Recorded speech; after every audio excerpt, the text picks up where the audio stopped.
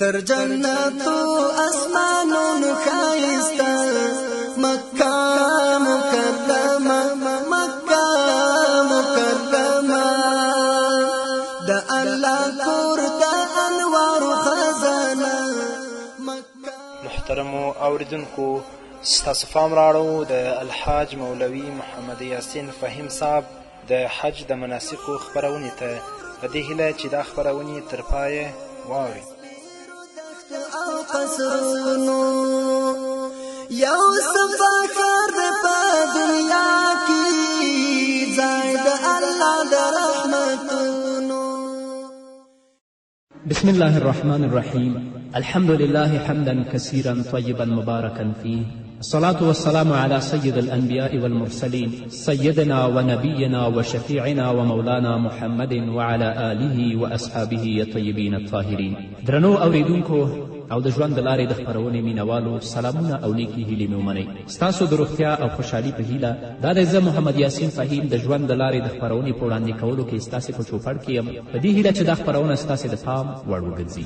زموږ د نننۍ خپرونې موضوع ده حج، چې حج د اسلام د مقدس دین د ارکانو نه هم یو رکن دی. د دې د ثواب په هکله، د دې د فضیلت په هکله د الله رب العزت د کلام په رڼا کې او همدارنګه د محمد رسول الله صلی الله علیه وسلم د لارښوونو په رڼا کې به تاسو سره څه خبرې ولرو. حج پنځم رکن د ارکانو د اسلام نه دی او د حج فرضیت د الله رب العزت په کلام سره، د رسول الله صلی الله علیه وسلم په احادیثو سره، همدارنګه په اجماع د امت سره ثابت شوی.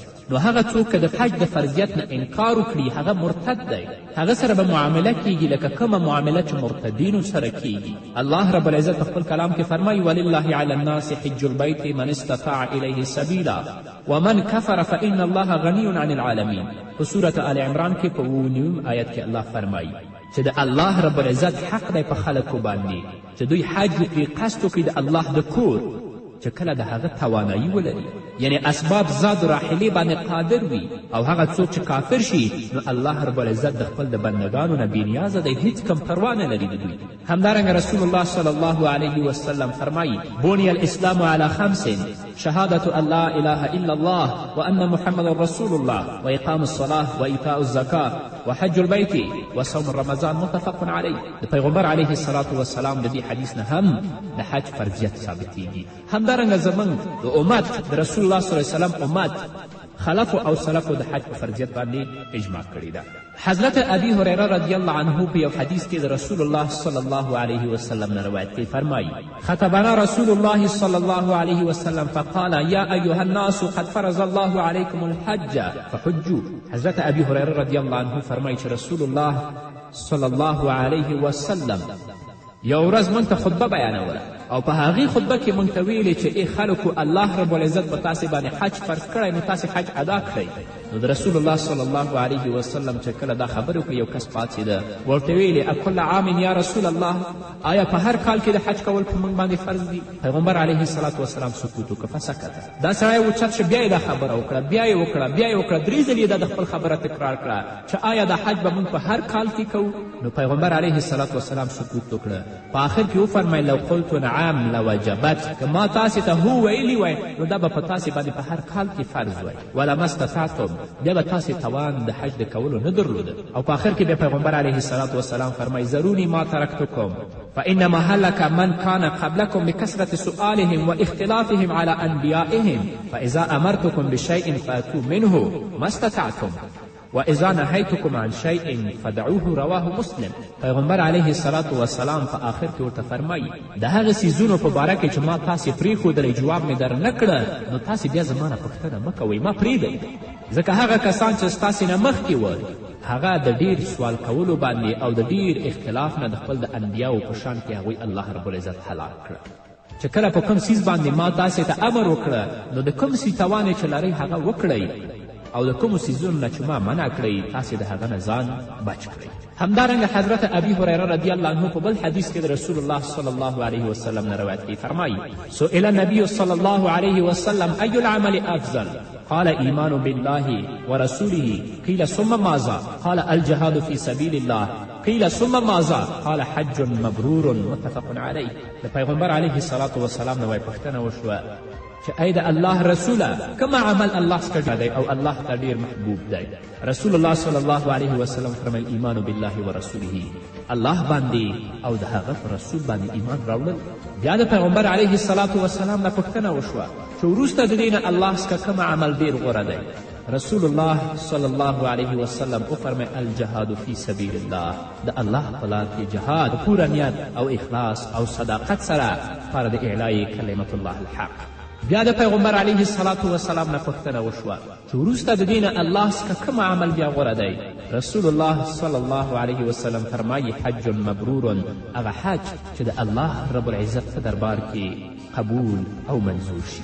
الله رب العزت دې موږ او تاسې ته حج نصیب کړي، خو هغه حج چې په حلالو پیسو باندې او په پاکو پیسو باندې او هلته هم په پوره توګه د الله رب العزت عبادت او د الله رب العزت یاد وکړو او الله سره هلته د الله په کور کې دا وعده وکړو چې تل لپاره به د ستا د اوامرو د ستا د احکامو تابعداري کوو، او چې کله وروسته د حج نه بیا راګرځو بیا به خپل رب ته منقاد وو، د خپل رب تابعداري به کوو، د هغه اوامر او احکام به منو او د کومو څیزونو نه چې الله رب العزت نهی فرمایلی د هغه نه به ځان ساتو.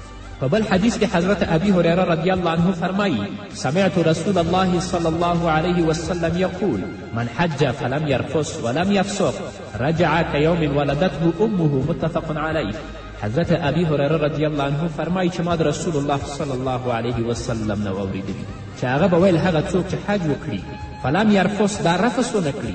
ځینې محدثین مراد د رفث نه جما اخلي او ځینې محدثین مراد د رفث نه فحش ویل اخلي. ولم یفسق او دا فسق هلته هم ونه کي، نو دا چې کله د حج نه راګرځي داسې به یي که یوم ولدته امه، په شان د هغې ورځ چې دا د مور نه پیدا شوی. په هغه ورځ چې انسان د موره پیدا شي معصوم بلکل ګنهګار نه، نو حاجین چې په اخلاص سره په صداقت سره د حج هغه فرائض او د هغه واجبات د هغه سنن په پوره توګه باندې ادا کړي، د فحش ویلو نه د فسق ویلو نه ځان وساتي، نو چې کله بیرته راګرځي الله رب العزت به هم د دې ټول ګناهونه معاف کوي، کومه چې مربوط دي حقوق الله پورې. البته حقوق العبد هغه د خپل ځای باندې باقي دي. بیا هم وایم چې الله رب العزت دې موږ او تاسې ته څو وارې د خپل د کور او د محمد رسول الله صلی الله علیه وسلم د روضې د زیارت توفیق راکړي او موږ ته دې نصیب کړي چې څو وارې هلته لاړ شو. تاسې یقین وکړئ چې کله د مکې مکرمې خاورې ته داخلیږئ او په هغه وخت کې چې تاسې تلبیه وایئ چې لبیک اللهم لبیک لبیک لا شریک لک لبیک ان الحمد والنعمة لك والملك لا شریک لک، نو ستا په بدن باندې به ټول ویښته ودرېږي او چې کله حرم ته ننوځې هغه د خپل رب العزت انوار د رب العزت په کور باندې وینې، نو هغه بیل حالت دی چې د هغه احساس موږ په هیڅ وخت کې نشو کولی. کله حرم ته ورننوځې او په کعبې باندې دې سترګې لګېږي هلته د الله رب العزت انوار وریږي، او چې کله مانځه کې درېږې د کعبې د کاڼي او د لرګي د هر ځای نه د قرآن آواز اورې. الله رب العزت دې د دې فضل او کرم نه موږ نه محروموي. خو له بده مرغه ځینې زموږ ورونه دي دې ځای نه هم ډېر مصرفونه وکړي، ډېر تکلیفونه وباسي، حج ته ولاړ شي هلته په خپل کوټه کې پراته الله دومره توفیق هم نه یې ورکړی چې حرم ته لاړ شي چې هلته الله رب العزت یو مونځ ستا په 1,00,000 منځونو حسابوي هلته جمع وکړي.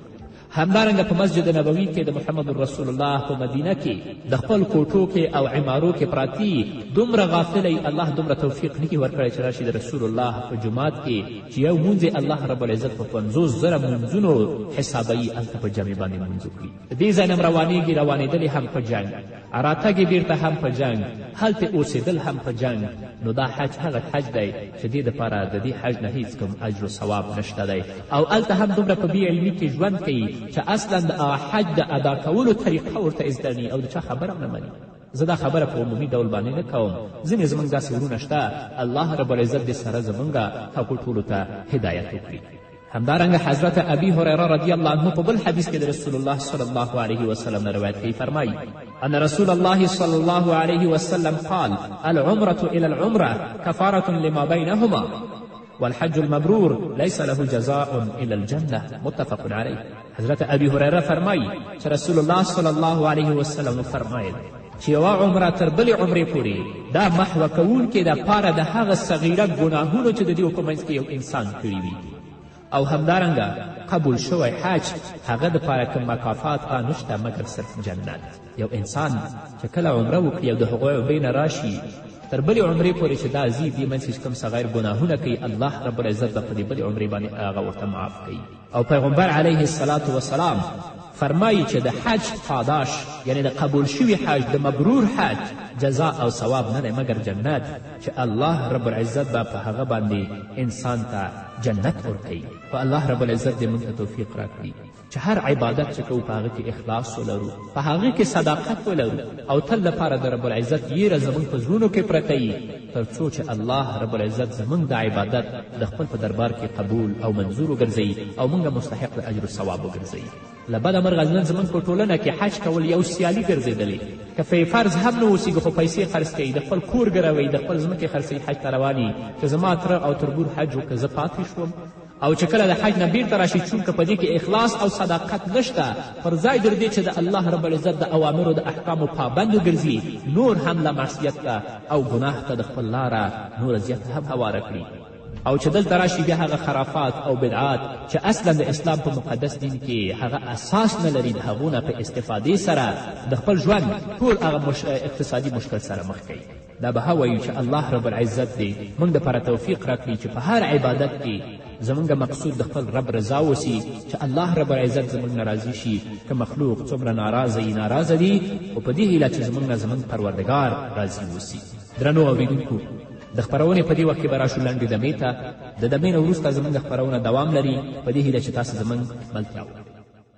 یو سفر د په دنیا کې ځای د الله د رحمتونو قرآن ستایلې مکه مبارکه مکه مکرمه مکه مکرمه قرآن ستایلې مکه مبارکه مکه مکرمه مکه مکرمه تر جنتو اسمانونو ښایسته مکه مکرمه مکه مکرمه د الله کور د انوارو خزانه مکه مکرمه مکه مکرمه.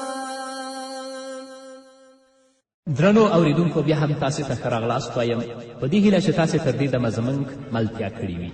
حضرت عائشه رضی الله عنها د رسول الله صلی الله علیه وسلم نه روایت کوي فرمایي قلت یا رسول الله صلی الله علیه وسلم نرى الجهاد افضل العمل افلا نجاهد فقال لكن افضل الجهاد حج مبرور رواه البخاري. حضرت عائشه رسول الله صلی الله علیه وسلم ته فرمایي چې یا رسول الله موږ جهاد د الله رب العزت په لاره کې بهترین عمل ګڼو، آیا موږ جهاد ونکړو؟ پیغمبر علیه الصلاة والسلام ورته فرمایي چې بهترین جهاد هغه قبول شوی حج دی د الله په دربار کې. زموږ محدثین د دې حدیث په تشریح او په تفسیر کې لیکي چې مراد د پیغمبر علیه الصلاة والسلام د دې خبرې نه دا ده چې بهترین جهاد پاره د ښځو حج دی او دا هم په هغه صورت کې چې جهاد فرض کفایي وسي. اما چې کله جهاد فرض عین وي نو دلته ثواب د حج بیا دا برابري نشي کولی هغه جهاد سره چې د الله رب العزت په دربار کې. پیغمبر علیه الصلاة والسلام چې دا خبره کوي چې لکن افضل الجهاد حج مبرور د ښځو دپاره غوره جهاد حج مبرور دی. دا په هغه صورت کې چې جهاد فرض کفایي، اما چې کله جهاد فرض عین شه بیا د ښځو دپاره هم غوره عمل د الله رب العزت په دربار کې هغه حج دی، هغه جهاد دی. ډېرې مبارکې شپې او ورځې موږ او تاسې پسې را روانې دي، د حج شپې دي، د عرفې شپې او ورځې را پسې را روانې دي. الله رب العزت دې موږ ته توفیق راکړي چې د دې ورځو استقبال او د دې ورځو لمانځه د الله رب العزت په طاعت سره او د الله رب العزت په عبادت سره او د الله رب العزت په یاد سره وکړو. او بیا هم وایم چې په هر عمل کې به اخلاص او صداقت لرو او په ټولو اعمالو کې به د خپل رب رضا لټوو تر څو چې د عمل د الله رب العزت په دربار کې قبول او منظور شي. که یو انسان په دنیا کې څومره لوی عمل حسنه عمل وکړي خو په هغه کې د دې مقصود د رب العزت رضا نه وي، اخلاص او تقوه نه لري، د دې مقصود یا سیالي اوسیږي او یا ریا اوسیږي یا خلکو ته ښودل اوسیږي، نو دا عمل پر ځای د دې چې دا جنت ته وصل کړي دا عمل به دا جهنم ته وصل کړي. هغه مشهور حدیث دی چې الله رب العزت به په آخرت ورځ کې 3 کسان د هر چا نه مخکې خپل حساب او کتاب ته راوغواړي. یو به عالم راوغواړي، بل به مجاهد راوغواړي او بل به سخي راوغواړي. عالم نه به پوښتنه وکړي چې ما تا ته په دنیا کې د خپل صفت علم درکړی او تا په هغه باندې څه وکړه؟ د عالم به ورته وایي چې یا پروردګاره ما هغه خلکو ته په دنیا کې ورسوه. الله رب العزت به ورته وایي کذبته، تا دروغ ویلې، ځکه تا دا کار دې دپاره کوو چې خلک ما ته عالم وایي. تا ته په دنیا کې عالم ویل شو، تا ته خپل په اعمالو کې، د خپل په علم کې، د خپل په کړنو کې اخلاص او صداقت نه درلوده، نو د ستا چې څه هغه دنیا کې تا ته وویل شوه، آخرت کې تا دپاره څه نشته، نو دا به ولین کسي چې الله به یې په زنځیرونو وتړي او جهنم ته به یې ګذار کړي. مجاهد به راوغواړي، د هغه نه به پوښتنه وکړي چې ما تا ته فزیکي توان درکړی و، ځواني مې درکړې وه، قوت مې درکړی و، او د ستا په ټولنه کې ستا په وطن باندې کفارو یرغل کړی او تا څه وکړه؟ دا به ورته وایي چې یا ربه ما جهاد وکړه، ما د خپل وینې تویې کړې، زحمتونه، کړاوونه او تکلیفونه مې تېر کړه. الله رب العزت به ورته وایي کذبته، تا دروغ ویلې. کوم څیزونه چې تا په دنیا کې کول د دې دپاره چې خلک ما ته ښه بهادر، ښه شجاع او ښه ځوان ووایي، د الله رب العزت رضا، د الله رب العزت په دربار کې هغه عمل چې اخلاص او صداقت لري هغه ستا مقصود نه و، نو هغه څیزونه تا ته په دنیا کې وویل شوه، په آخرت کې تا دپاره څه نشته، الله به دا هم په زنځیرونو وتړي او جهنم ته به یې ګذار کړي. سخي به راوغواړي، د هغه نه به پوښتنه وشي چې ما تا ته په دنیا کې مال درکړی و، اقتصادي توان مې درکړی و، سرمایه مې درکړې وه، تا هغه څه کړه؟ دا به ورته وفرمایي چې یا الله ما هغه مال په دنیا کې مصرف کړه، مساکینو او فقراو سره تل لپاره ما همدردي او همکاري کوله. الله رب العزت به ورته وفرمایي کذبته، تا دروغ وویل، ځکه هغه کارونه چې تا په دنیا کې کول تا په هغه کې اخلاص او صداقت نه درلود، په خپلو اعمالو کې د خپل رب رضا نه لټوله، بلکې د خلکو رضا دې لټوله، او دې لپاره چې خلک ما ته ډېر سخي وایي، خلک ما ته ډېر خراج وایي، هغه تا ته په دنیا کې وویل شوه، په آخرت کې تا دپاره څه نشته. نو الله رب العزت به ملائکو ته امر وکړي دا به هم په زنځیرونو وتړي او جهنم ته به یې ګذار کړي. نو هر هغه عمل چې څومره لوی عملي چې په هغه کې اخلاص نه وي، په هغه کې صداقت نه وي، په هغه کې د الله رب العزت رضا مقصود نه وي، پر ځای د دې چې تا جنت ته وصل کړي، دا عمل به تا جهنم ته رسوي. نو الله دې هر عمل زموږ د خپل رضا دپاره وګرځوي او د هر څه نه مخکې زموږ په زړونو کې د الله رب العزت اخلاص او صداقت ته ځای ورکړي، تر څو زموږ اعمال د رب العزت په دربار کې قبول او منظور شي. خصوصا زه هغه ورونو نه دا هیله لرم چې هغوی تصمیم نیولی دې دپاره چې حج ته لاړ شي، چې دې ځای نه هم روانیږي، د هر څه نه مخکې به چې د چا دین او قرض وي هغه به خلاصوي، او همدارنګه د خپل عمل کې باید اخلاص او صداقت ولري، د ګناهونو نه به د دې ځای نه توبه کوي. خو له بده مرغه چې د دې ځای نه روانیږي په رشوت سره، په سود سره، په حرامو سره، نو چې کله هغه حج وکړي او د حج نه بیرته راګرځي، د هغه حج نه به دې دپاره څه پاداش او څه ثواب او څه اجر ورکړی شي. یا هغه حجونه چې د سیالۍ دپاره وي، یا هغه حجونه چې د ریا دپاره اوسیږي، په هغه کې د الله رب العزت رضا هدف نه وي، د رب العزت خوشحالوالی په هغه کې هدف نه وي، اخلاص او صداقت ونه لري، نو دې حج دپاره د دې حج نه به دې دپاره څه فاده شي؟ یا خصوصا هغه حجونه چې نن ورځ په حرامو پیسو باندې کیږي، د خلکو په پیسو باندې چې په ظلم سره د هغو نه اخیستل شوي، یا د هغو مالونه په ظلم سره غصب شوي، په هغو پیسو باندې حجونه کیږي، د دې حج نه به هغه دپاره څه فاده شي؟ رسول الله چې فرمایي من حج فلم یرفس ولم یفسق رجع کیوم ولدته امه، دا خبره چې رسول الله کړې ده، څوک چې حج وکړي په هغه کې فسق ونه کړي، په هغه کې بدګویي او فحش ونه وایي، دا چې راګرځي داسې به یي لکه په شان د هغه ورځ چې د موره پیدا شوی، دا هغه حاجي دپاره ویلي چې په خپل عمل کې اخلاص او صداقت لري، د دې حج د الله رب العزت د رضا دپاره وي، او د دې دپاره کوي چې د الله رب العزت نه د طرف نه په ما باندې حج یو فرض مقرر و، دا زه ادا کوم په حلالو پیسو او په پاکو پیسو باندې کوي. هغه کسان چې په خپل اعمالو کې اخلاص او صداقت نه لري، په حرامو پیسو باندې ځي، هغو دپاره د حج نه هیڅ کم پاداش او اجر او ثواب نشته. الله رب العزت دې موږ ته توفیق راکړي چې په ټولو اعمالو کې د خپل رب رضا ولټوو او د هر څه نه مخکې اخلاص او صداقت ولرو. همدارنګه پیغمبر علیه الصلاة والسلام په بل حدیث کې فرمایي، راوی د حدیث حضرت عبدالله ابن عباس رضی الله عنه دی، ان النبي صلی الله علیه وسلم لقي ركبا بالروحاء فقال من القوم؟ قالوا المسلمون. قالوا من انت؟ قال رسول الله صلی الله علیه وسلم. حضرت عبدالله ابن عباس رضی الله عنه فرمایي چې رسول الله صلی الله علیه وسلم په روحا کې، دا د یو ځای نوم دی، چې تقریبا 30 میله د مدینې منورې نه لرې دی، هلته مخامخ شه. نو پیغمبر علیه الصلاة والسلام ورته وفرمیل چې تاسې د کوم قوم نه یاستئ؟ هغه ویل چې موږ مسلمانان یو. بیا یې پوښتنه وکړه چې ته څوک یې؟ رسول الله ورته ویل چې زه د الله رسول او بنده یم. نو دلته یوې ښځې خپل ماشوم ورته پورته کړ، ورته وفرمیل الهذا الحج، آیا دې ماشوم لپاره حج شته؟ رسول الله صلی الله علیه وسلم ویلې نعم ولکې اجر، رواه مسلم، دې دپاره حج دی او الله رب العزت به تا دپاره هم ثواب درکوي. مطلب دا دی چې جمهور علما په دې باندې معتقد دي چې د ماشوم حج چې حد بلوغ ته نه رسېدلی حج منعقد دی، لکن دا حج بینافلي حج وي، فرضي حج په دې باندې د دې نه ساقطېږي او د دې مور و پلار ته به الله رب العزت اجر و ثواب ورکوي. نو د حج شپې او ورځې را روانې دي. الله رب العزت دې موږ ته توفیق راکړي چې په خپل اعمالو کې اخلاص او صداقت ولرو. هر څه چې کوو د خپل رب رضا دپاره به یې کوو. د دې ځای نه چې کله روانېږئ ډېر په اخلاص سره، ډېر په صبر سره او ډېر په حوصلې سره، چې هلته ژوند کوئ ډېر په صبر او حوصلې سره، هغه ژوند ځان ته په مکه او مدینه کې غنیمت وګڼئ. داسې نه چې دې ځای نه روانېږئ په جنګ او په شکنځلو سره، هلته هم چې اوسېږئ په بې اتفاقي سره، چې را روانېږئ هم په جنګ او شکنځلو سره. په دې حج کې به هېڅ کم ثواب نه وي، صرف یو ستومانتیا ده چې ستاسې د هغه ځای پورې وشي او چکر بېرته به راشئ. بلکې تل لپاره د خپل رب رضا په خپل اعمالو کې ولټوئ، په اعمالو کې اخلاص او صداقت پیدا کړئ، تر څو چې الله رب العزت زموږ عبادات خپل دربار کې قبول او منظور کړي. په دې هیله درنو اورېدونکو دا وه زموږ نننۍ خپرونه چې ستاسې درانه حضور ته وړاندې کړه. په دې هیله چې دا خپرونه ستاسې د پام وړ ګرځېدلي، تر بلې خپرونې پورې چې زه بیا هم ستاسې درانه حضور ته حاضرېږم. تاسې ټول په پاک رب سپارم. پاتې ژوند او پاتې ورځم نیکمرغه. پاک الله مو مل شه. دلته د خدای عبادت کېږي، یو فصل زره قبلېږي، تور بابل یې پر سر ګرځي، څومره مخلوق پکې ژړېږي.